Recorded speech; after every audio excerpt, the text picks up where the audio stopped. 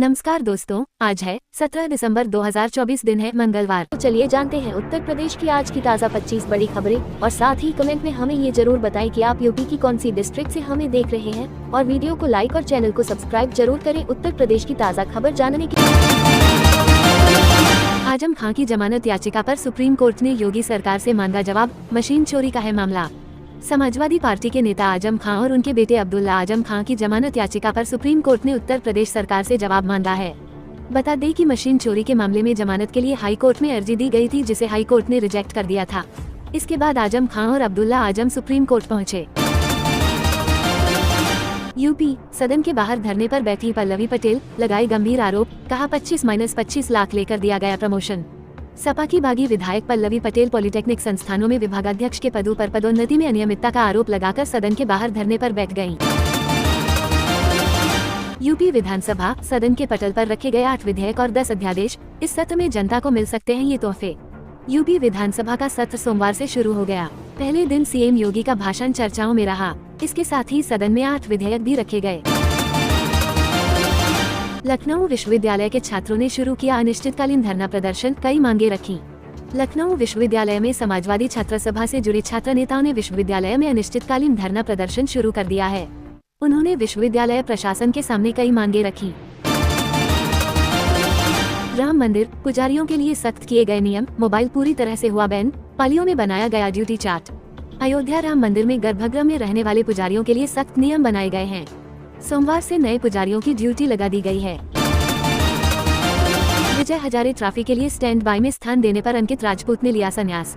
अंकित राजपूत ने आईपीएल में कई टीमों के अलावा यूपी टी20 लीग और उत्तर प्रदेश के लिए रणजी मैच खेले हैं। संन्यास लेने के फैसले के पीछे यूपीसीए की विजय हजारे ट्रॉफी के लिए स्टैंड बाय में स्थान देना माना जा रहा है। अलीगढ़ महानगर के 8 मंडलों में 120 नामांकन, प्रदेश नेतृत्व को भेजी गई सूची।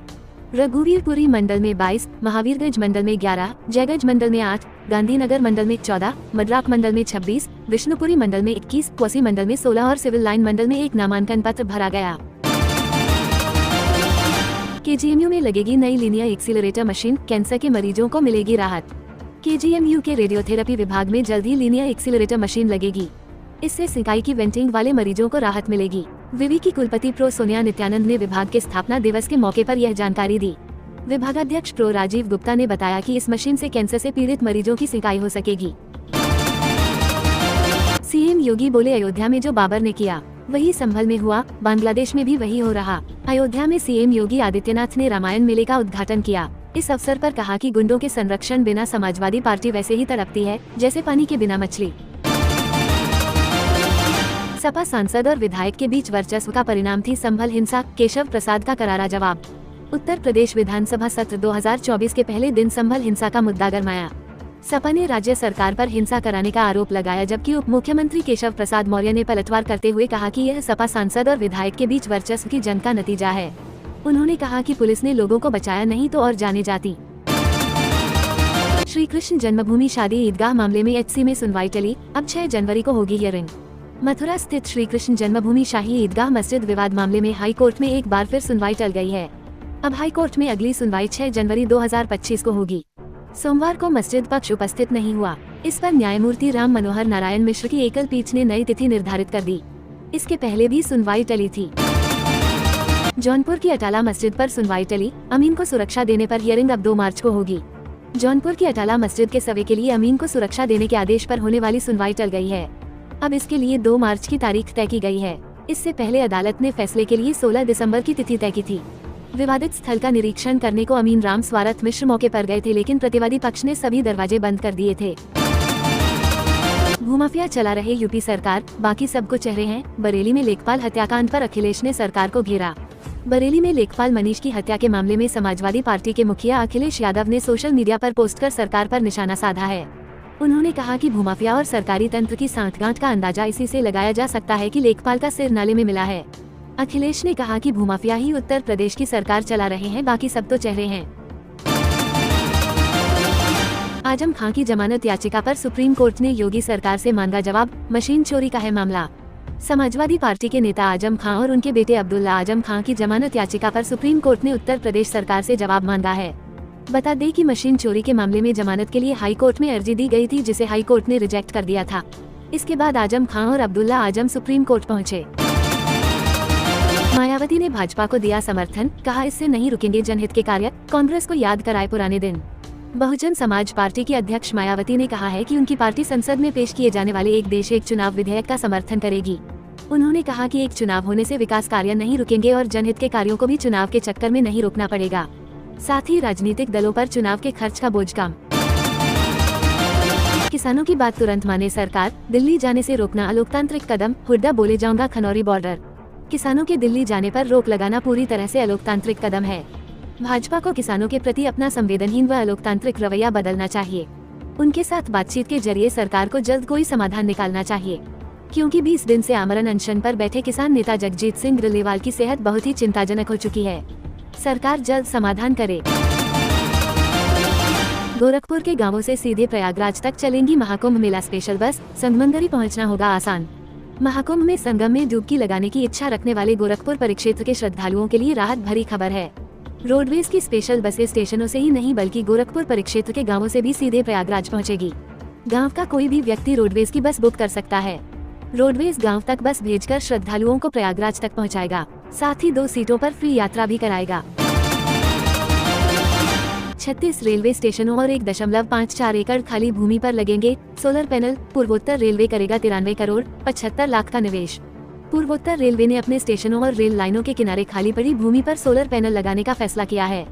इसके लिए 36 स्टेशन और 1.54 एकड़ खाली भूमि चिन्हित की गई है। इन पैनलों से 4 मेगावाट सौर ऊर्जा के उत्पादन का लक्ष्य है। रेलवे ने 2030 तक नेट जीरो कार्बन उत्सर्जन का लक्ष्य निर्धारित किया है। खटाखट से लेकर सापाचट तक यूपी उपचुनाव को लेकर शिवपाल यादव पर सीएम योगी ने कुछ इस अंदाज में ली चुटकी। सीएम योगी आदित्यनाथ ने विधानसभा के मानसून सत्र के दौरान विपक्ष पर जमकर निशाना साधा। उन्होंने संभल हिंसा और खुदाई में मिली मूर्तियों को लेकर विपक्ष पर हमला बोला। सीएम योगी ने कहा, संभल की घटना या कुंदरकी की जीत जैसे ही सामने आए आपकी खटाखट की असलियत सामने आ गई और जनता ने उपचुनाव में सपाचट कर दिया। उन्होंने शिवपाल पर भी चुटकी ली। कड़ाके की ठंड के लिए रहिए तैयार, अगले 12 घंटे में बदलेगा मेरठ का मौसम। 3 दिनों से मेरठ का मौसम स्थिर बना हुआ है। सुबह के समय तेज हवाएं चल रही हैं और दिन में धूप खिल रही है। शाम होते ही सर्दी फिर से बढ़ जाती है। पिछले 3 दिनों से अधिकतम तापमान 22 और न्यूनतम तापमान 6-7 डिग्री सेल्सियस के आसपास बना है। मौसम विज्ञानियों का कहना है कि 16 से 18 दिसंबर के बीच ठंड में और बढ़ोतरी होगी। बिजली मीटर लगाने के नाम पर महिला कारोबारी से 54,000 की ठगी, जेई समेत 4 पर मुकदमा। वाराणसी में बिजली मीटर लगाने के नाम पर 54,000 रुपए से ज्यादा की धोखाधड़ी का मामला सामने आया है। गिलक बाजार की महिला कारोबारी खुशबू यादव ने जेई समेत 4 लोगों के खिलाफ केस दर्ज कराया है। इससे पहले जेई का स्थानांतरण होने पर खुशबू और उनके पति ने परेशानी बताई तो जेई अन्य 3 साथियों के साथ गिफ्ट खाना पर पहुंच धमकाने लगा। अनुसूचित अपराधों से जुड़े अन्य आरोपियों की जांच कर सकती है निया, सुप्रीम कोर्ट की टिप्पणी। सुप्रीम कोर्ट ने सोमवार को उत्तर प्रदेश के पूर्व मंत्री आजम खान और उनके बेटे अब्दुल्ला आजम खान द्वारा दायर याचिका पर उत्तर प्रदेश सरकार से जवाब मांगा।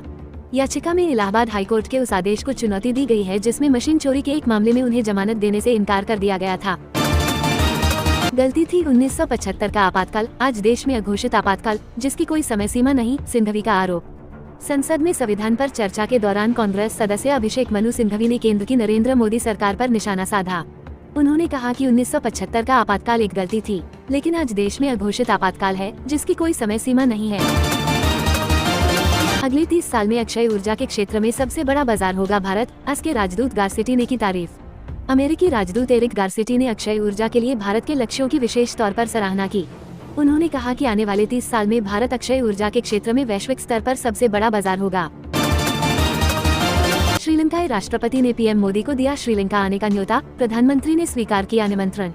श्रीलंका के राष्ट्रपति अनुरा कुमारा दिसानायके 3 दिवसीय भारत दौरे पर हैं, जहां उन्होंने राष्ट्रपति, प्रधानमंत्री और उपराष्ट्रपति के अलावा केंद्रीय मंत्री जेपी नड्डा से भी मुलाकात की है।